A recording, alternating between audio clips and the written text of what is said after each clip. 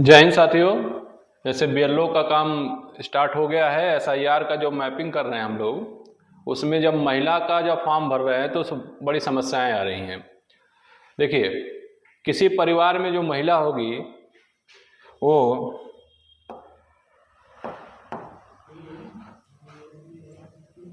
इसको कट करना पड़ेगा, अभी बता रहे। किसी परिवार में कोई महिला होगी, या तो सास होगी, या तो बहू होगी, या तो बेटी होगी। ये तीन कंडीशन में होता है। हम लोग एसआईआर का जब मैपिंग कर रहे हैं उस समय तो बड़ी समस्याएं आ रही हैं। सबसे पहले हम लोग सास की कंडीशन में लेते हैं कि भरने में क्या करेंगे। उसमें उस महिला का जन्म तिथि भर देंगे, आधार संख्या जो है उसको भर देंगे, और जो मोबाइल नंबर उसको भर देंगे। अब सबसे बड़ी समस्या का क्या है कि लोग इसमें अभिभावक का नाम में उनके पति का नाम डाल दे रहे हैं, लेकिन वो गलत है। इसमें जिसका भी फॉर्म भर रहे हैं उसमें उस महिला के पिता का नाम भरना है। वैकल्पिक है, अगर उपलब्ध है तो उनका इपिक नंबर भर दीजिए। माता का नाम भरना है, उसका इपिक नंबर भरना है, और यहाँ पे उनके पति का नाम भरना है। पति का नाम भरना है और उनका जो इपिक नंबर है उसको भर देंगे। अगर ये महिला 2003 के वोटर लिस्ट में इनका नाम है तो इनका पूरा डिटेल इसमें भरा जाएगा। इस वाले कॉलम में हम लोग भर देंगे। जब सास का फॉर्म भरा जाएगा इस केस में है, यानी 2003 के लिस्ट में इनका नाम होगा और इनका सारा डिटेल भर देंगे।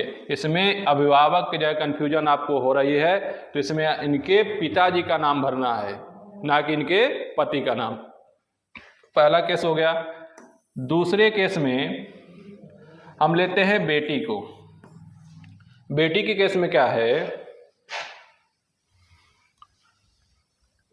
बेटी के केस में क्या है कि अब उसमें उनके बेटी का जन्म तिथि जो रहेगी उसको भरेंगे, जो उसका आधार संख्या रहेगा वैकल्पिक है उसको भर देंगे, और उसका मोबाइल नंबर। यहाँ पे जिसका भी फॉर्म भर रहे हैं उसके पिताजी का भरेंगे। क्या हो गया ये? रुकिए, किसके कर रही? चलिए छोड़िए, अब चलो देखिए, हम दूसरे केस में उनके बेटी का लेते हैं। बेटी का फॉर्म भरना है तो बेटी का जो डिटेल रहेगा उसमें उसका जन्म तिथि भर देंगे।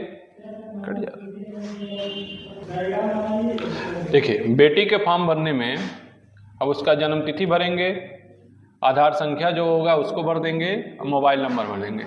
यहाँ पे जिसका फॉर्म भर रहे हैं उसके पिताजी का जो इपिक संख्या रहेगा उसको भर देंगे, उनकी माताजी का नाम और उनका इपिक संख्या। अगर लड़की की शादी हुई रहेगी तो उसको पति का नाम भरेंगे, नहीं रहेगा तो इसको खाली छोड़ देंगे। अब देखिए, 2003 के लिस्ट में उसका नाम होगा नहीं। अब हम भरेंगे 2025 यानी कॉलम बी में। यहाँ पे अब इनके पिताजी का जो हम लोग मैप किए हुए हैं 2003 के लिस्ट में, तो इनके पिताजी का नाम यहाँ लिखेंगे 2003 के अकॉर्डिंग। जो उनका संख्या रहेगी, इपिक नंबर रहेगा उसको भर देंगे। अब इनके पिताजी यानी उसके दादाजी का नाम लिखा जाएगा, और सेकंड केस में इसमें संबंध में रहेगा दादा। इनके सेकंड केस में रहेगा दादाजी का नाम, जिला लिख देंगे जो भी रहेगा, गोरखपुर है, यूपी हो जाएगा। अब 2003 के हिसाब से जो इनके पिताजी का जो निर्वाचन क्षेत्र रहेगा उसको भरेंगे, उसका नाम लिखेंगे, उनकी संख्या भरेंगे, भाग संख्या भरेंगे और क्रम संख्या भरेंगे। यानी केस क्या है, अगर सास का भरना है तो उनका 2003 के हिसाब से जो सारी रिकॉर्ड रहेंगे उसको भरेंगे और 2003 वाला मैपिंग करेंगे, और उसकी बेटी का भरना है तो 2025 में भरेंगे। अब सबसे ज़्यादा जो कन्फ्यूजन क्रिएट कर रहा है कि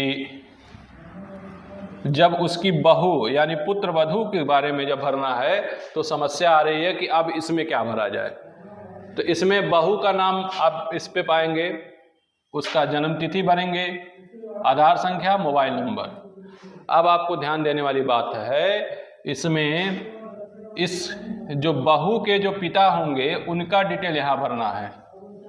ध्यान दीजिएगा, बहू के पिताजी का डिटेल भरना है, इपिक नंबर जो रहेगा, उनकी माताजी का नाम भरना है और उनका इपिक नंबर। यहाँ पति का नाम भरा जाएगा और उनका इपिक नंबर।